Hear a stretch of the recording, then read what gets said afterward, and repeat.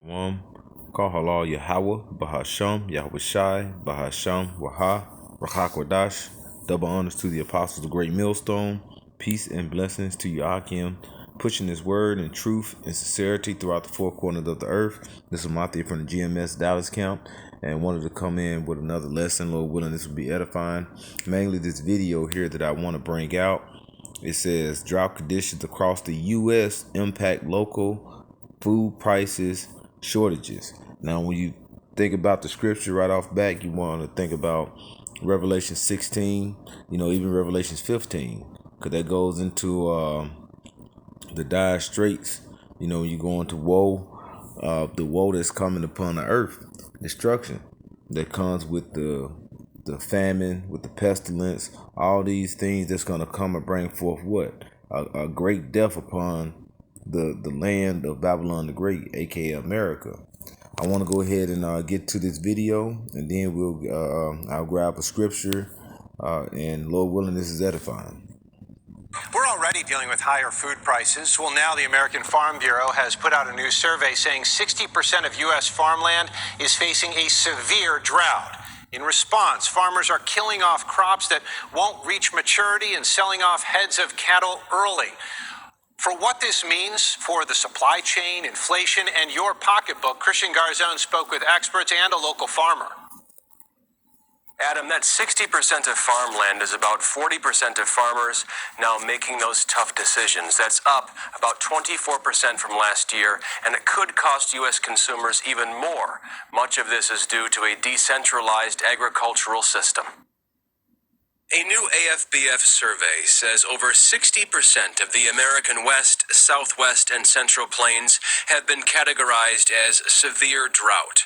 Stephen Carnavale, a supply chain expert at RIT, says what happens in other parts of the country has an impact. It just causes all kinds of problems, right? It can cause price increases, it can cause shortages. Even here in Rochester, he says that's due to the concentrated nature of U.S. agriculture. A handful of companies in a handful of places are pumping out the majority of product. It's less than ideal, certainly. When it comes to the drought conditions here, though, Dale Wickham of Wickham Farms says thankfully places like his are equipped with ample irrigation.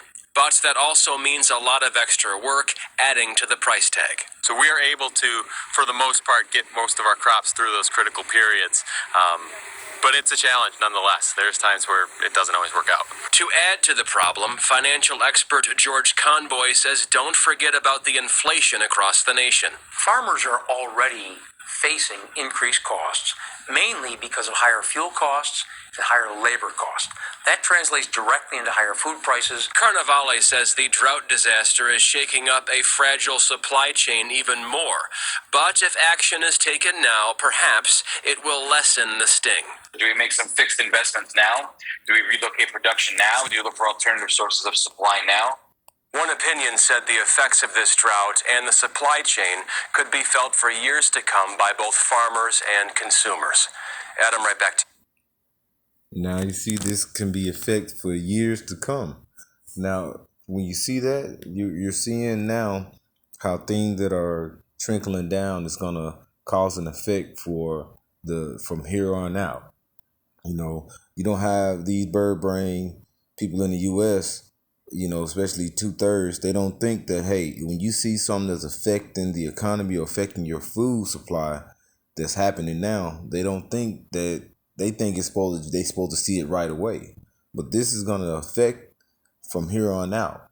Like he's mentioned, they had to slaughter a lot of their cattle because one thing, when you're growing, you have to grow hay in the summer. So when it's starting to get in the winter, you got to have a certain field for it to grow a certain length, and you got to have, and once you get that done, then you do what? You make bales of hay out of it, all right?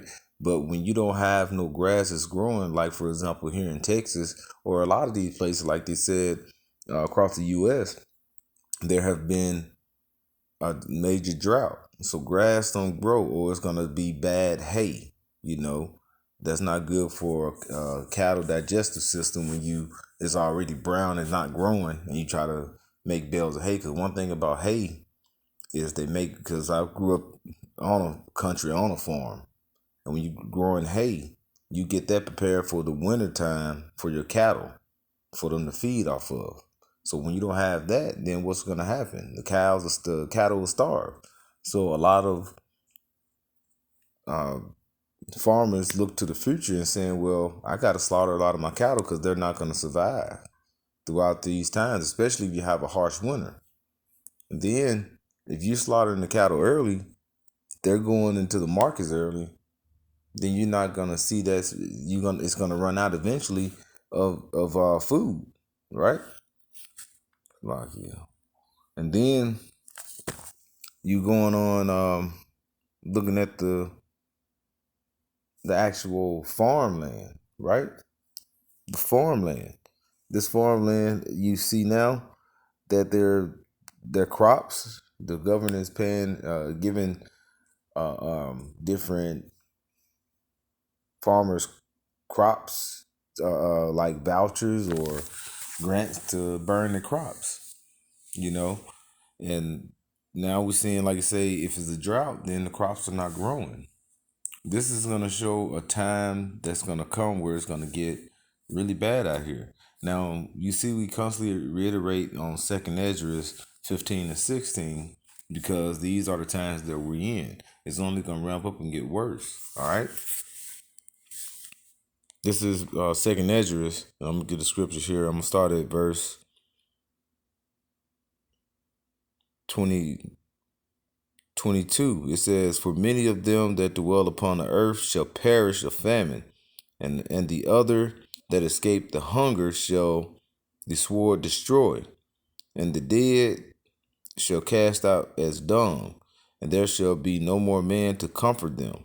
For the earth shall be wasted, and the cities shall be cast down. There shall be no man left to till the earth and to sow it. When you have mass famine, you have mass riots, you have become lawless, because you got to think, when you are having a mass famine, that's affecting your the law enforcement as well. Their families will be starving as well. So you think they're going to be going out and monitoring the streets to try to keep you safe? They may be the one to try to rob you. They may be the one to try to take your last little bit of food because their family might be on starving. Then, like I say, not to forget, you have the gorilla bumps that's going around. It's about to get back cold coming up. We're getting in. We get into the fall. September's right around the corner. What is about to happen now? All right, what just happened in 2020? This is about to ramp up. This is about to ramp up again. You know what I'm talking about? That the COV to the 1 to the 9, that's about to ramp up. You got to say it in such a code because Esau, he'll take that algorithm and do what? block your channel. But all this is coming to a head, and you know it's through the spirit of Yahweh Shemi Hawashai. All right. Like I said, for many of them shall dwell upon the earth shall perish of famine. All right. If you're not receiving that famine, I mean, it can get so bad that you'll be wishing to die by the sword, as the scriptures say. All right. And the Lord said He was going to bring plagues upon the earth, a sword, famine, and death and destruction. All these things was coming upon the earth. At the same time, you have this impact on food. All right, shortages. You're gonna call it as the Esau just went in on the video. What else gonna happen? It's gonna be a raise in price. So going back, if we would have read up a little bit up above what we just came from in 2nd Esdras 16 and 22. If you go to 21, it says, behold, victuals shall be but victuals shall be so good, cheap upon the earth that they think themselves to be in a good case. Because people have seen the price in gas, the price in food go up, but we think they're still good. I'm still working. I'm still doing this. I still can take my family out sometime. I can still take a little vacation. Even though money might be a little tight, I can still do this and that here and there. But you think you're still in a good case.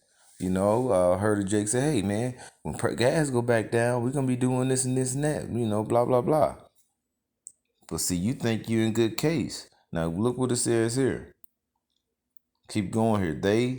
They shall think themselves to be in a good case, and even then shall evils grow upon the earth, sword, famine, and great death, and great confusion. See, all this is going to be done in a very bad manner where you finna think that everything is in a good case, but you finna see more death, you finna see more pestilence come upon the earth. All right, it's coming back to another shutdown. Now the infrastructure of what the CHIP is coming about. All this is manifesting together. So this is coming to an end. It's coming to a head, as they say. All right. So these droughts, and then like here in Texas, we having a major drought, and all of a sudden you have a big rainfall. All right. I think they said it's supposed to be 9 inches of rain may hit today. You got flooding everywhere because it was dry, and then all this rain happened all of a sudden, saturated the ground before it could soak in the ground. And what'd you have? Flood, because it was so much rain happening in one small period of time. So that's gonna lead to what? If you did have some crops that were left, instead of getting enough rain, it got too much rain. Could cause what? Your crops to drown out. So hey, the Lord is working. The Lord is working.